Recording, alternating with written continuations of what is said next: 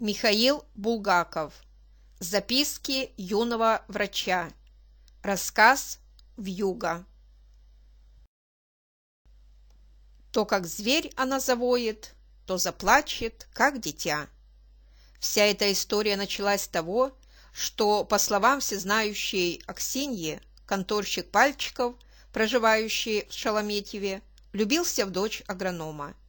Любовь была пламенная, иссушающее беднягино сердце. Он съездил в уездный город Грачевку и заказал себе костюм.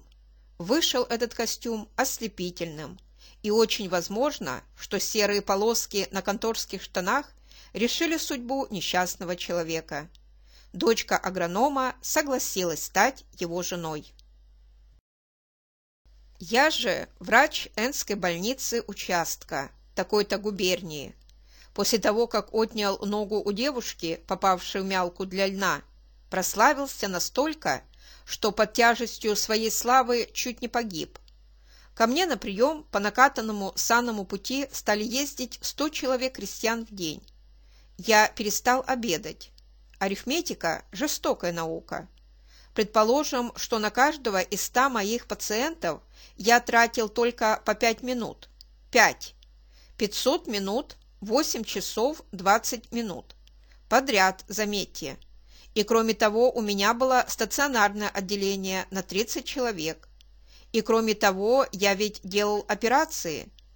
Одним словом, возвращаясь из больницы в 9 часов вечера, я не хотел ни есть, ни пить, ни спать. Ничего не хотел, кроме того, чтобы никто не приехал звать меня на роды.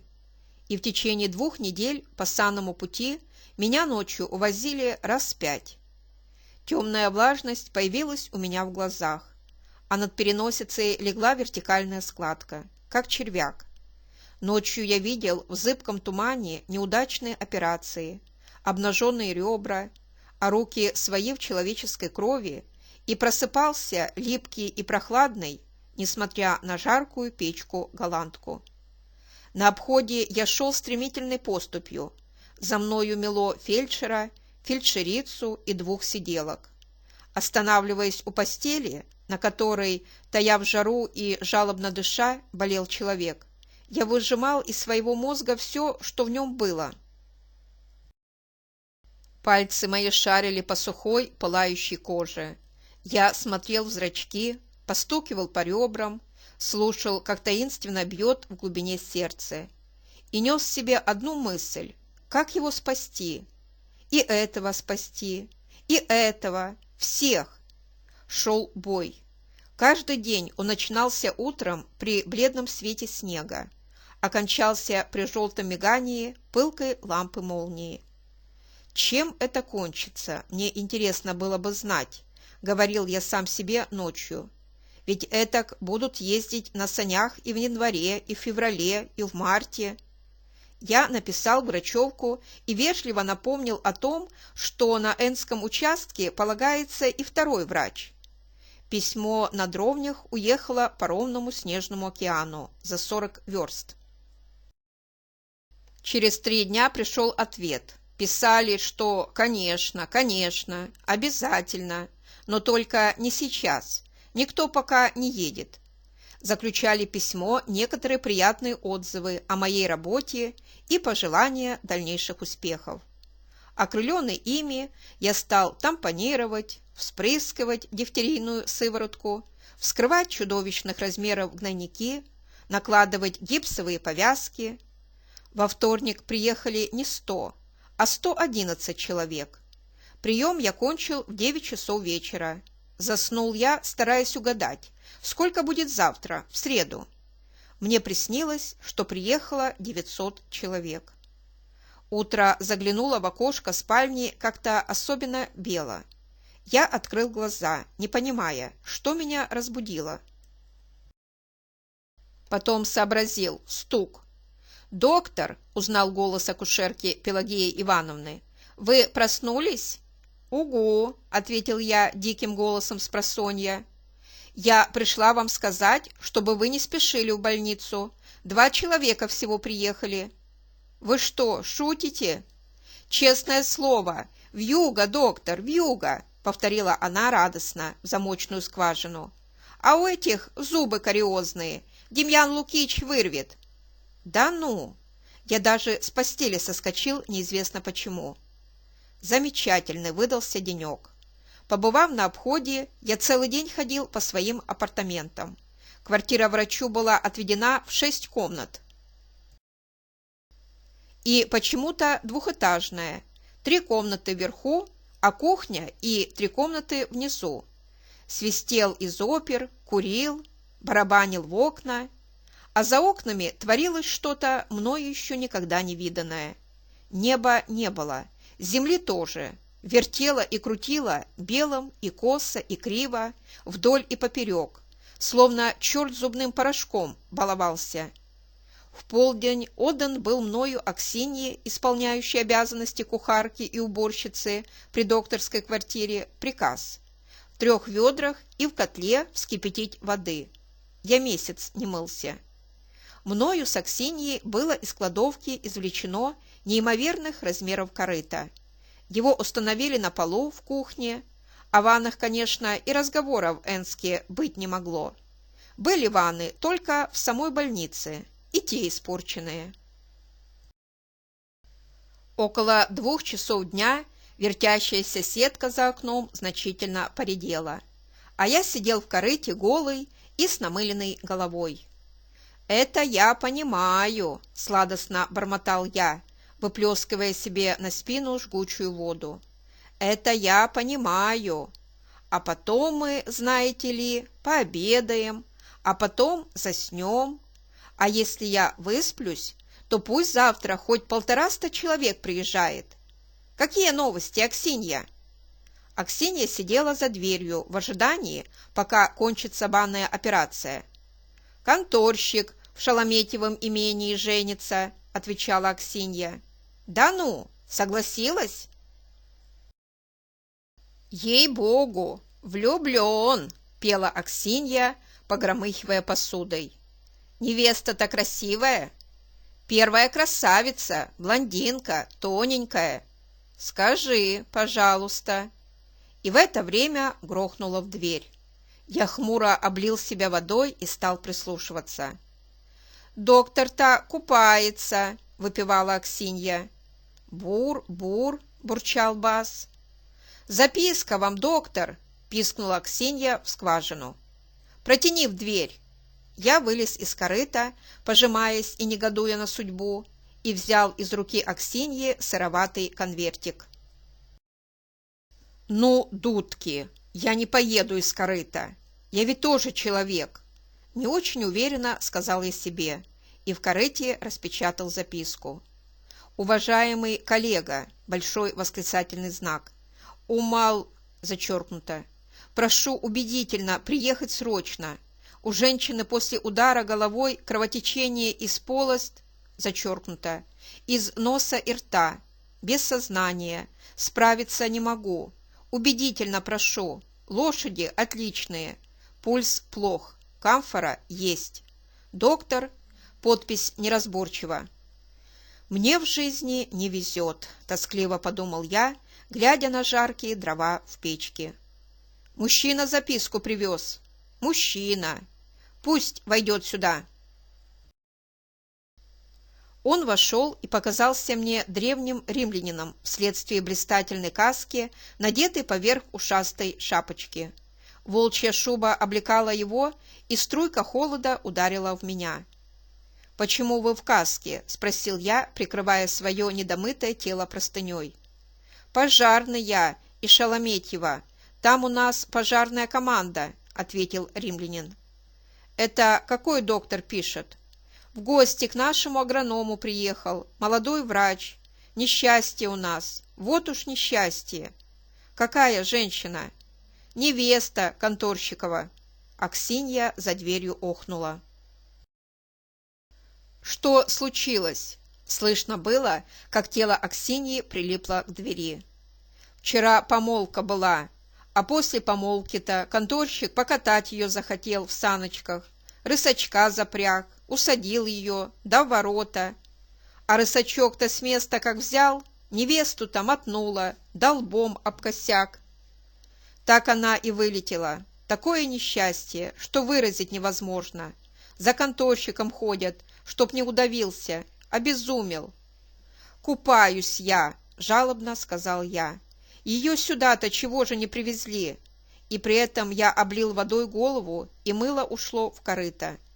«Немыслимо, уважаемый гражданин доктор», — прочувственно сказал пожарный, и руки молитвенно сложил. «Никакой возможности, помрет девушка». «Как же мы поедем-то, вьюга?» «Утихло, что вы-с, совершенно утихло. Лошади резвые, гуськом, в час долетим». Я кротко простонал и вылез из корыта. 2 ведра вылил на себя со стервенением. Потом, сидя на корточках перед пастью печки, голову засовывал в нее, чтобы хоть немного просушить. Воспаление легких у меня, конечно, получится. Крупозное после такой поездки. И главное, что я с нею буду делать. Этот врач, уж по записке видно, еще менее, чем я, опытен. Я ничего не знаю, только практически за полгода нахватался, а он и того менее. Видно только что с университета, а меня принимает за опытного. Размышляя таким образом, я и не заметил, как оделся. Одевание было непростое. Брюки и блуза, валенки, сверх блузы кожаная куртка, потом пальто, а сверху баранья шуба, шапка, сумка, в ней кофеин, камфора, морфий, адреналин, торционные пинцеты, стерильный материал, шприц, зонд, браунинг, папиросы, спички, часы, стетоскоп. Показалось вовсе не страшно, хоть и темнело. Уже день таял, когда мы выехали за околицу. Мело как будто полегче. Косо в одном направлении, в правую щеку. Пожарный горой заслонял от меня круп первой лошади. Взяли лошади действительно бодро, вытянулись, и саночки пошли метать по ухабам. Я завалился в них, сразу согрелся, подумал о крупозном воспалении, о том, что у девушки, может быть, треснула кость черепа изнутри. Осколок в мозг вонзился. «Пожарные лошади?» – спросил я сквозь бараний воротник. «Угу-гу!» – пробурчал возница, не оборачиваясь. «А доктор что ей делал?» «Да он, он, вишь ты, на венерические болезни выучился. Угу-гу, гу-гу!» – загремела в перелеске вьюга, потом свистнула сбоку, сыпнула. Меня начало качать, качало, пока я не оказался в сандуновских банях в Москве, и прямо в шубе, в раздевальне, и испарина покрыла меня. Затем загорелся факел, напустили холоду, я открыл глаза, увидел, что сияет кровавый шлем, подумал, что пожар, затем очнулся и понял, что меня привезли. Я у порога белого здания с колоннами, видимо, времен Николая I. Глубокая тьма кругом, а встретили меня пожарные, и пламя танцует у них над головами. Тут же я извлек из щели шубы часы, увидел 5. Ехали мы, стало быть, не час, а 2,5. «Лошадей мне сейчас же обратно дайте», — сказал я. «Слушаю», — ответил возница. Полусонный и мокрый, как компрессия, под кожаной курткой, я вошел в сени. Сбоку ударил свет лампы, полоса легла на крашеный пол. И тут выбежал светловолосый юный человек с затравленными глазами и в брюках со свежезаутюженной складкой. Белый галстук с черными горошинами сбился у него на сторону. Манишка выскочила горбом, но пиджак был с иголочки, новый, как бы с металлическими складками. Человек взмахнул руками, вцепился в мою шубу, потряс меня, прильнул и стал тихонько выкрикивать: «Голубчик мой, доктор, скорее! Умирает она! Я убийца!» Он глянул куда-то вбок, сурово и черно раскрыл глаза, кому-то сказал: «Убийца я, вот что!» Потом зарыдал, ухватился за жиденькие волосы, рванул, и я увидел, что он по-настоящему рвет пряди, наматывая на пальцы. «Перестаньте», — сказал я и стиснул ему руку. Кто-то повлек его, выбежали какие-то женщины, шубу кто-то с меня снял, повели по праздничным половичкам и привели к белой кровати. Навстречу мне поднялся со стула молоденький врач. Глаза его были замучены и растеряны. На миг в них мелькнуло удивление, что я так же молод, как и он сам. Вообще мы были похожи на два портрета одного и того же лица, да и одного года. Но потом он обрадовался мне до того, что даже захлебнулся. «Как я рад, коллега! Вот, видите ли, пульс падает. Я, собственно, венеролог. Страшно рад, что вы приехали». На клоке марли на столе лежал шприц и несколько ампул с желтым маслом. Плач конторщика донесся из-за двери. Дверь прикрыли. Фигура женщины в белом выросла у меня за плечами. В спальне был полумрак. Лампу сбоку завесили зеленым клоком. В зеленоватой тени лежало на подушке лицо бумажного цвета. Светлые волосы прядями обвисли и разметались. Нос заострился, и ноздри были забиты розоватой от крови ватой. «Пульс», — шепнул мне врач. Я взял безжизненную руку, привычным уже жестом наложил пальцы и вздрогнул. Под пальцами задрожало мелко, часто, потом стало срываться, тянуться в нитку. У меня похолодело привычно под ложечкой, как всегда, когда я в упор видел смерть. Я ее ненавижу. Я успел обломать конец ампулы и насосать в свой шприц желтое масло, но вколол его уже машинально, протолкнул под кожу девичьей руки напрасно. Нижняя челюсть девушки задергалась. Она словно давилась, потом обвисла, тело напряглось под одеялом, как бы замерло, потом ослабело, и последняя нитка пропала у меня под пальцами. «Умерла», — сказал я на ухо врачу. Белая фигура с седыми волосами повалилась на ровное одеяло, припала и затряслась. «Тише, тише», — сказал я на ухо этой женщине в белом, а врач страдальчески покосился на дверь. «Он меня замучил», — очень тихо сказал врач. Мы с ним сделали так. Плачущую мать оставили в спальне, никому ничего не сказали, увели конторщика в дальнюю комнату. Там я ему сказал: «Если вы не дадите себе впрыснуть лекарства, мы ничего не можем делать. Вы нас мучаете, работать мешаете». Тогда он согласился, тихо плача, снял пиджак, мы откатили рукав его праздничной жениховской сорочки и впрыснули ему морфий. Врач ушел к умершей, якобы ей помогать, а я задержался возле конторщика. Морфий помог быстрее, чем я ожидал. Конторщик через четверть часа, все тише и бессвязнее, жалуясь и плача, стал дремать. Потом заплаканное лицо уложил на руки и заснул. Возни, плача, шуршания и заглушенных воплей он не слышал. «Послушайте, коллега, ехать опасно. Вы можете заблудиться», — говорил мне врач шепотом в передней. «Останьтесь, переночуйте». «Нет, не могу. Во что бы то ни стало уеду. Мне обещали, что меня сейчас же обратно доставят». «Да они-то доставят, только смотрите. У меня 3 тифозных таких, что бросить нельзя. Я их ночью должен видеть». «Ну, смотрите». Он разбавил спирт водой, дал мне выпить, и я тут же в передней съел кусок ветчины. В животе потеплело, и тоска на сердце немного съежилась. Я в последний раз пришел в спальню, поглядел на мертвую, зашел к конторщику, оставил ампулу морфия врачу и, закутанный, ушел на крыльцо. Там свистело, лошади понурились, их секло снегом, факел метался. «Дорогу-то вы знаете?» – спросил я, кутая рот. «Дорогу-то знаем», – очень печально ответил возница. Шлема на нем уже не было. А остаться бы вам, переночевать. Даже по ушам его шапки было видно, что он до смерти не хочет ехать. «Надо остаться», — прибавил и второй, держащий разъяренный факел. «В поле нехорошо-с».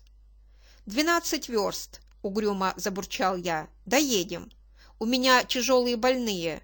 И полез в санки. Каюсь, я не добавил, что одна мысль остаться во флигеле, где беда, где я бессилен и бесполезен, казалась мне невыносимой. Возница безнадежно плюхнулся на облучок, выровнялся, качнулся, и мы проскочили ворота. Факел исчез, как провалился, или же потух. Однако через минуту меня заинтересовало другое. С трудом обернувшись, я увидел, что не только факела нет, но Шалометьева пропала со всеми строениями, как во сне. Меня это неприятно кольнуло. Однако это здорово. Не то подумал, не то забормотал я. Нос на минуту высунул и опять спрятал. До того нехорошо было. Весь мир свился в клубок, и его трепало во все стороны. Проскочила мысль, а не вернуться ли? Но я ее отогнал, завалился поглубже в сено на дно саней, как в лодку, съежился, глаза закрыл. Тотчас выплыл зеленый лоскут на лампе и белое лицо. Голову вдруг осветило. Это перелом основания черепа. Да, ага, именно так. Загорелась уверенность, что это правильный диагноз. Осенило. Ну, а к чему? Теперь не к чему, да и раньше не к чему было. Что с ним сделаешь? Какая ужасная судьба! Как нелепо и страшно жить на свете! Что теперь будет в доме агронома? Даже подумать тошно и тоскливо. Потом себя стало жаль. Жизнь моя какая трудная. Люди сейчас спят, печки натоплены, а я опять и вымыться не мог. Несет меня вьюга, как листок. Ну вот, я домой приеду, а меня, чего доброго, опять повезут куда-нибудь.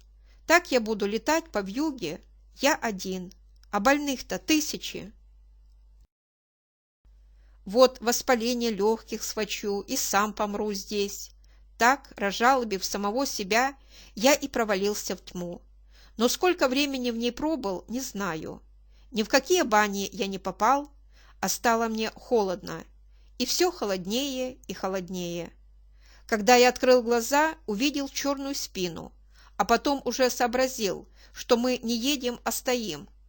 «Приехали?» – спросил я, мутно тараща глаза. Черный возница тоскливо шевельнулся. Вдруг слез, мне показалось, что его вертит во все стороны, и заговорил без всякой почтительности. «Приехали! Людей-то нужно было послушать. Ведь что же это такое? И себя погубим, и лошадей!» «Неужели дорогу потеряли?» У меня похолодела спина. «Какая тут дорога?» – отозвался возница расстроенным голосом. «Нам теперь весь белый свет дорога. Пропали не за грош. 4 часа едем. А куда? Ведь это что делается?» 4 часа. Я стал копошиться, нащупал часы, вынул спички. Зачем? Это было ни к чему. Ни одна спичка не дала вспышки. Черкнешь, сверкнет, и мгновенно огонь слезнет. «Говорю, часа 4, — похорона молвил возница. Что теперь делать? Где же мы теперь?» Вопрос был настолько глуп, что возница не счел нужным на него отвечать. Он поворачивался в разные стороны, но мне временами казалось, что он стоит неподвижно, а меня в санях вертит. Я выкарабкался и сразу узнал, что снегу мне до колена у полоза. Задняя лошадь завязла по брюхо в сугробе. Грива ее свисала, как у простоволосой женщины. Сами стали, сами замучились животные. Я вдруг вспомнил какие-то рассказы и почему-то почувствовал злобу на Льва Толстого. Ему хорошо было в Ясной Поляне, думал я. Его, небось, не возили к умирающим. Пожарного и меня мне стало жаль. Потом я опять пережил вспышку дикого страха, но задавил его в груди. «Это малодушие», – пробормотал я сквозь зубы, и бурная энергия возникла во мне. «Вот что, дядя», – заговорил я, чувствуя, что у меня стынут зубы, – «унынию тут предаваться нельзя, а то мы действительно пропадем к чертям. Они немножко постояли, отдохнули, надо дальше двигаться. Вы идите, берите переднюю лошадь под узцы, а я буду править, надо вылезать, а то нас заметет». Уши шапки выглядели отчаянно, но все же возница полез вперед. Ковыляя и проваливаясь, он добрался до первой лошади. Наш выезд показался мне бесконечно длинным. Фигуру возницы размыло в глазах. Глаза мне мело сухим южным снегом. «Но!» – застонал возница. «Но! Но!» – закричал я, захлопав вожжами. Лошади тронулись помаленьку, пошли месить. Сани качало, как на волне. Возница то вырастал, то уменьшался, выбирался вперед. Четверть часа приблизительно мы двигались так, пока наконец я не почувствовал, что сани заскрипели, как будто ровней. Радость хлынула у меня, когда я увидел, как замелькали задние копыта лошади. «Мелко! Дорога!» – закричал я. «Го! Го!» – отозвался возница. Он приковылял ко мне и сразу вырос.